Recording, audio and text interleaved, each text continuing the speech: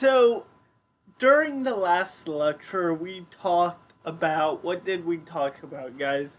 We talked about how America won both in Germany and Japan, fighting them, their strategies to winning, and the ultimate surrender of both Germany and Japan. We are gonna, over these last two lectures of this topic, we are going to discuss the aftermath of World War II and how it impacted things around the world. So, we are gonna first talk about three wartime conferences that happened after the war to discuss how we are as countries going to move forward.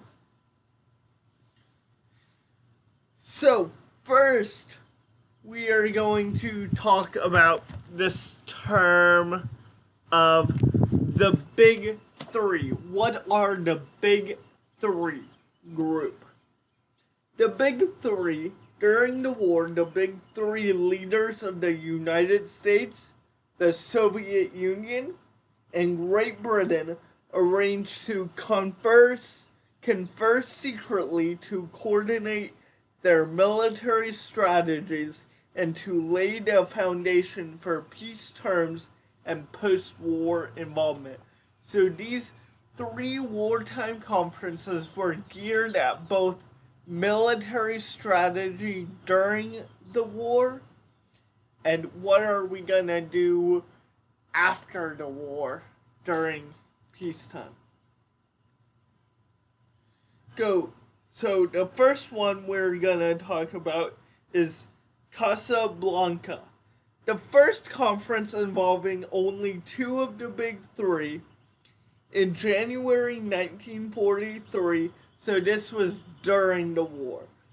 Roosevelt and Churchill agreed on the grand strategy to win the war, including to invade Sicily and Italy and to demand unconditional surrender from the Axis powers. So they were talking about how we go forward to ensure the unconditional surrender of the Axis powers. So the second wartime conference we're talking about is Tehran.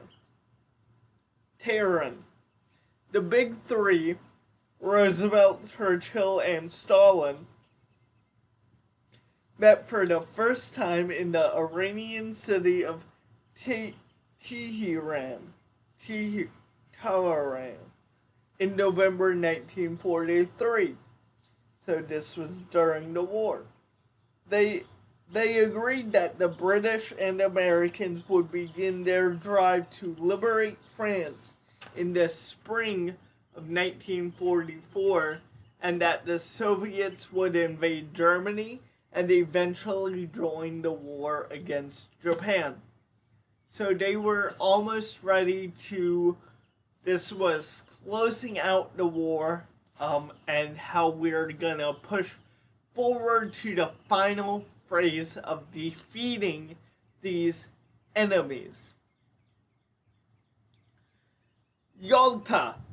In February 1945, the Big Three conferred again in Yalta, a resort town on the Black Sea coast of the Soviet Union.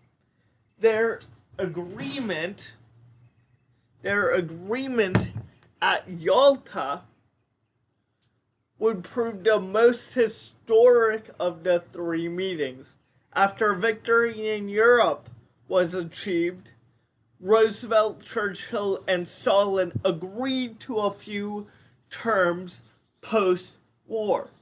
First one, Germany would be divided into occupational zones.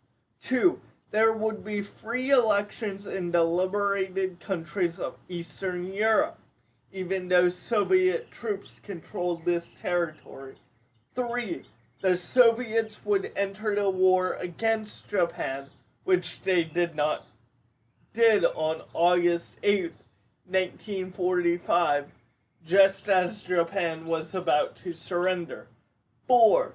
The Soviet would control the southern half of Sakhalin Island and the Kuril Islands in the Pacific, and would have special concessions in Manchuria. Number 5. A new world peace organization, the future United Nations, would be formed at a conference in San Francisco.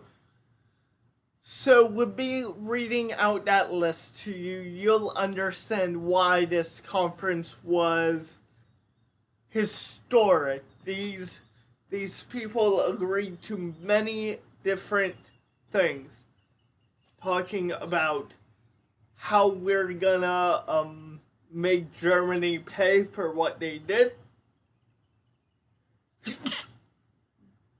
how they're liberating countries because we're still imperializing, you see, spreading our ideas to other countries. That's what we are doing in the second point. Soviets would help the United States defeat Japan, and the United Nations was formed. Death of President Roosevelt. When the president returned from Yalta to inform Congress of his agreement with Churchill and Stalin, it was apparent that his health had deteriorated. On April 12, 1945, while resting in a vacation home in Georgia, an exhausted Franklin Roosevelt died suddenly.